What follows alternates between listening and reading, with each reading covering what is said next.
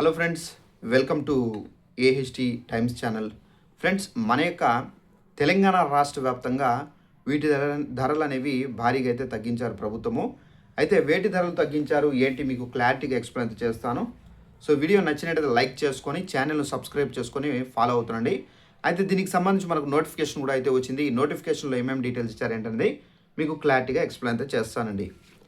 ఇక వివరాల్లోకి వెళ్ళినట్లయితే మన యొక్క తెలంగాణ రాష్ట్ర వ్యాప్తంగా 2026-27 విద్యా సంవత్సరానికి సంబంధించి 1వ తరగతి నుండి 10వ తరగతి వరకు పాఠ్యపుస్తకాల ధరలను అయితే తెలంగాణ ప్రభుత్వం 17% వరకు అయితే తగ్గించారు.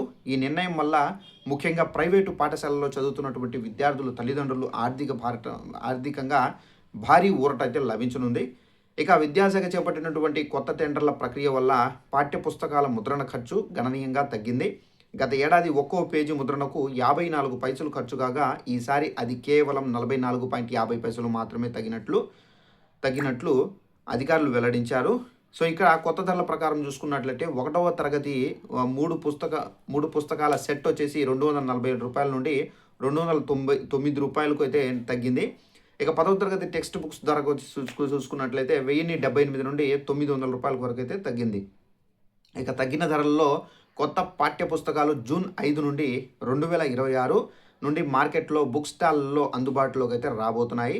విద్యా సంస్థలు పునఃప్రారంభం కానున్న సమయంలో ఈ నిర్ణయం రావడం తల్లిదండ్రులకు ఉపశమనంగా అయితే మారింది. ఇక ప్రభుత్వ పాఠశాలలో చదివే విద్యార్థులకు సంబంధించి రాష్ట్ర ప్రభుత్వం ఇప్పటికే ఉచితంగా పాఠ్య పుస్తకాలను అయితే పంపిణీ అయితే చేస్తున్నారు. అయితే ఓపెన్ మార్కెట్ పుస్తకాలలో కొనుగోలు చేసే ప్రైవేటు స్కూల్ విద్యార్థుల తల్లిదండ్రులకు ఈ ధరల తగ్గింపు మరింత ఉపయోగపడబోతుంది. ప్రతి సంవత్సరం ప్రారంభంలో ప్రైవేటు స్కూళ్ళ పుస్తకాల ధరలు, స్టేషనరీ ఖర్చులు తల్లిదండ్రులపై మనకు భారం అనేది మోపుతున్నారు. సో ఈ నేపథ్యంలో ప్రభుత్వం ముద్రణ వ్యయాన్ని తగ్గించి పుస్తకాల ధరలను నియంత్రించే విశేషం.